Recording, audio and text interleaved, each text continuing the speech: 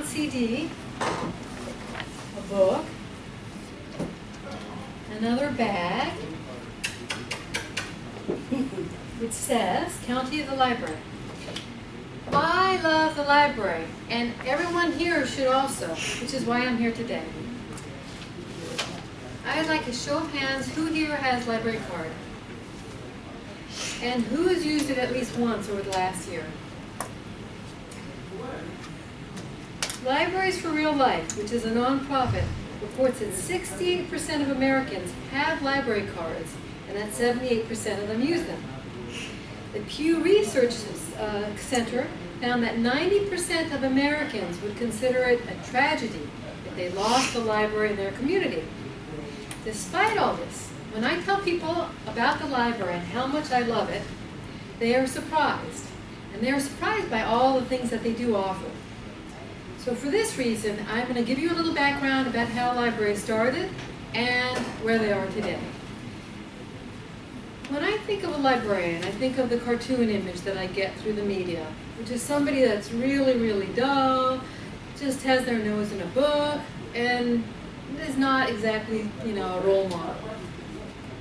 Little do we know that from the start, librarians are very brave, and they are fighting for our rights, our fundamental rights as Americans, since the 1800s when they opened.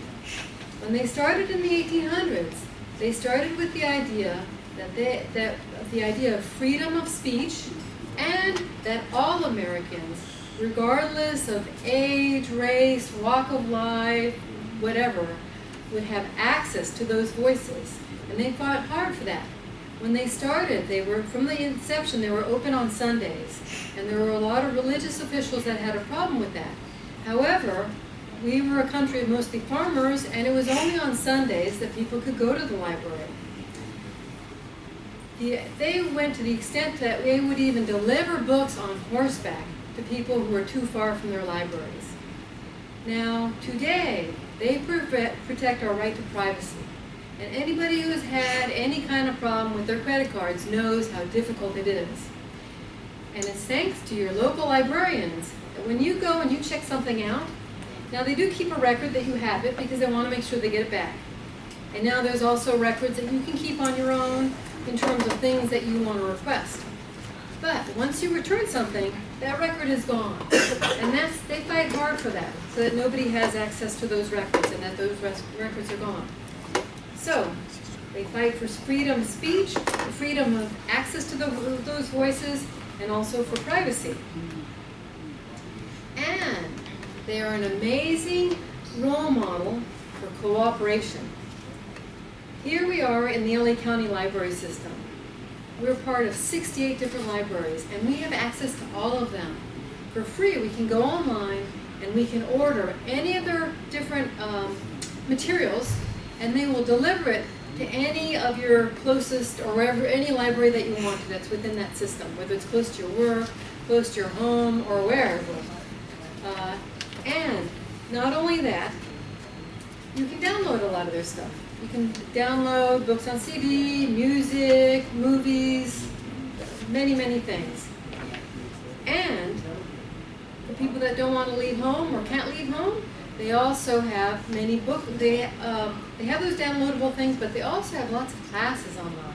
They have hundreds of classes. They're either videos or they're classes that actually have somebody on the other end that will answer a question. And they have them for people who want to change careers, business owners, and people who just want to learn, arts and crafts, and you can get certificates for these things.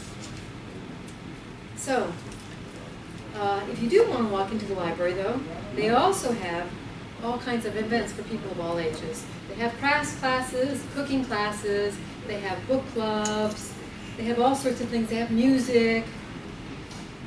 If you're lonely, walk into a library. If you want quiet, walk into the library. If it's too hot outside, you can walk into a library. If it's too rainy or cold outside, you can walk into a library. They also have tons and tons of free computers. They have free Wi-Fi. They have printers. They have photocopiers. And they have even meeting spaces for tours as well as for groups. So, given the plethora of resources that they have for business owners and for job seekers. They are essential to our economic recovery. Fortunately, where we live in LA County, all those libraries are free. I have a friend that lives in Huntington Beach, and I can't believe, I think she pays like $100 a year for her library. And libraries need our support. They need our support so that they can thrive. And also, we want them all to be free. We want everybody and anybody who can go to the library to use them. To me, it's just so contrary to the idea of a public library to actually pay money. So they do need our love. I want to read you a little quote from Yes Magazine, which is a publication that's devoted to offering solutions to world problems. They say, the public library stands as an enduring monument to the values of cooperation and sharing. In an age where global corporations stride the earth, public libraries remain firmly rooted in local communities.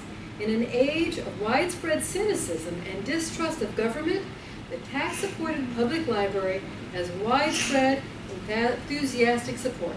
So, libraries need you to go to them, they need you to use them, and they need you to tell everybody about them. They need our tax dollars, and they need donations. Master Toastmaster?